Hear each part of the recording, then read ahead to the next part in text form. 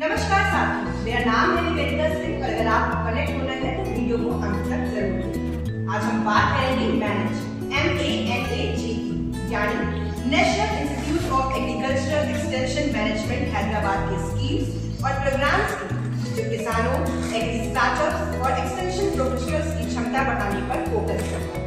Manage ministry of agriculture and farmers welfare के तहत काम करता है और ट्रेनिंग, रिसर्च और स्कीम इम्प्लांटेशन में अहम भूमिका निभाता है। मैनेज से जुड़े अहम प्रोग्राम्स जैसे agriculture extension training, agri startup promotion and innovation and natural farming.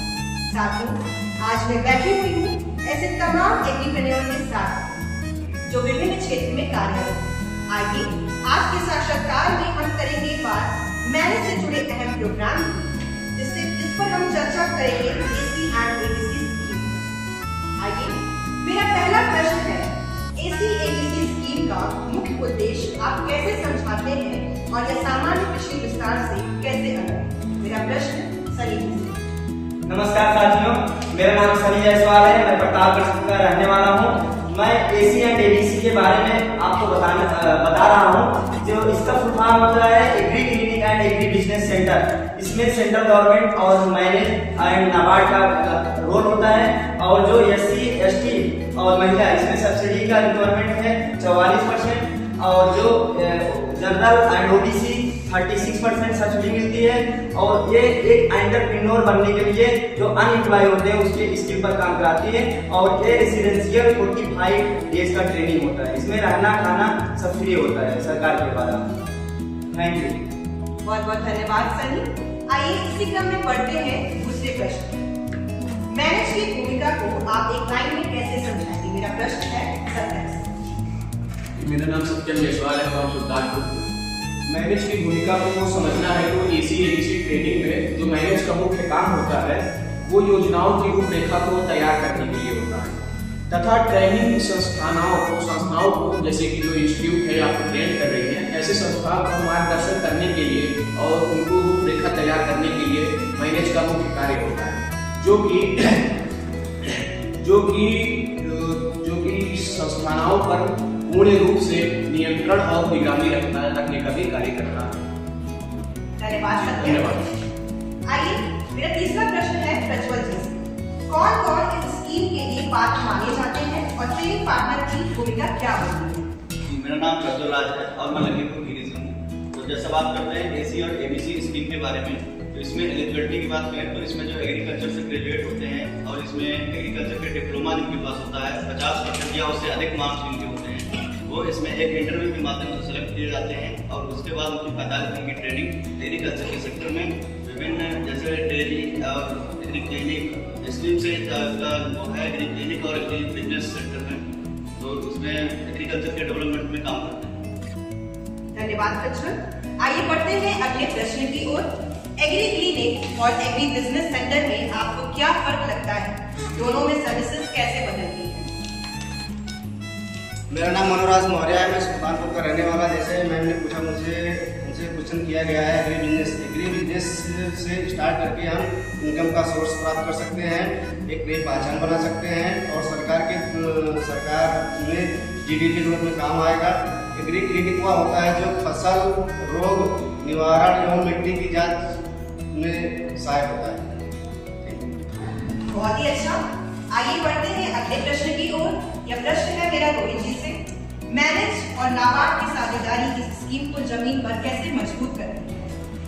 अब मैनेज से पहले हम बात करते हैं मैनेज को। इस स्कीम के तहत इस स्कीम के जो तहत है दो मेजर इंस्टीट्यूट का मेन रोल है। सबसे पहले मैनेज, इसके बाद नाबार्ड। तो मैनेज का देखा जाए कि इसका हेडक्वार्टर जो है हैदराबाद में, इसकी स्थापना 1987 में हुई थी और ये इसका मेन जो वर्क है वो सिलेबस का तैयार करना, मॉड्यूल तैयार करना और जो नाबार्ड का हेडक्वार्टर जो है मुंबई महाराष्ट्र में, इसकी स्थापना 1982 में हुई थी और नाबार्ड का इसमें मेन रोल रहता है कि किसानों को सस्ती दरों में ऋण प्राप्त करवाना, सब्सिडी प्राप्त करवाना और किसानों का जो डेवलपमेंट है। Thank you. बहुत बहुत धन्यवाद। आइए इसी क्रम में आगे बढ़ते हैं अगले प्रश्न की ओर। फील्ड में नया एग्रीप्रेन्योर सबसे पहले कौन सी 2-3 सर्विसेज शुरू करता है और क्यों? मेरा नाम कुलदीप सिंह है, मैं प्रतापगढ़ से रहने वाला हूँ। फील्ड में नया एग्रीप्रेन्योर जो होते हैं वो कौन कौन सी सर्विसेज प्रोवाइड करते हैं, क्योंकि वो नए रहते हैं उनको पहले अपने मार्केट के बारे में जानकारी कर लेना चाहिए कि मार्केट में क्या चीज़ है, क्या किस चीज़ की मांग है, उसी के हिसाब से अपना जो काम करना चाहिए। और जो दूसरा है पॉइंट वो ये है कि नए नए एग्रीकल्चर जो स्कीम आती है, टेक्नोलॉजी आती है, वो किसानों को जाके समझाना चाहिए और उनको प्रोवाइड करवाना चाहिए। Very good. आगे चलते हैं अगले प्रश्न। महिला एग्रीप्रेन्योर्स के लिए अलग से कौन सी बाधाएं या अवसर दिखते हैं आपको? नमस्ते, मेरा नाम स्वाति भारती है, मैं जौनपुर की रहने वाली हूँ। जैसे कि मैम ने पूछा है कि क्या क्या बाधाएं आती हैं महिलाओं के लिए, तो पहला ये होता है कि ग्रामीण क्षेत्र में जो जमीन होता है वो पुरुषों के नाम पे होता है, तो सरकारी लाभ और उससे बैंक से जुड़े लोन लेने में दिक्कत आती है। और दूसरा होता है कि सीधे मंडी या बड़े खरीदार से जुड़ने में कठिनाई आती है। और तीसरा है कि नई तकनीकी हुआ, मशीनरी हुआ और डिजिटल मार्केटिंग की जानकारी हमें कम मिलती है। धन्यवाद। धन्यवाद आपका, वेरी नॉलेजेबल इंफॉर्मेशन। आगे बढ़ते हैं अगले प्रश्न की ओर। अगर एक नया किसान मैनेज से जुड़ना चाहे तो उसे पहला कदम क्या उठाना चाहिए?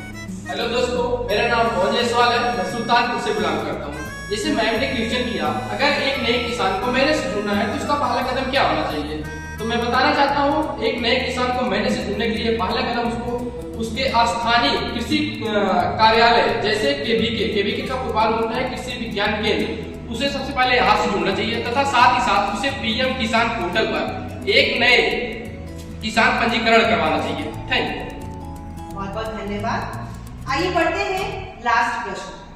एसी-एबीसी को डिजिटल चुनौती दौर में और असरदार बनाने के लिए कौन से बदलाव चाहेंगे? नमस्कार, मेरा नाम अभिषेक सिंह, मैं उत्तर से रहने वाला हूँ। आज का डिजिटल दौर में अगर हम एग्री क्लिनिक और एग्री बिजनेस को मजबूत और ज़्यादा कमाने वाला बनाना चाहते हैं तो हम उसको खेती एंड टेक्नोलॉजी और मार्केटिंग को ऐड करके और इसमें एआई और मोबाइल ऐप का प्रयोग करके इसको डिजिटल तरीके से लाभ ले सकते हैं। बहुत बहुत धन्यवाद आपका।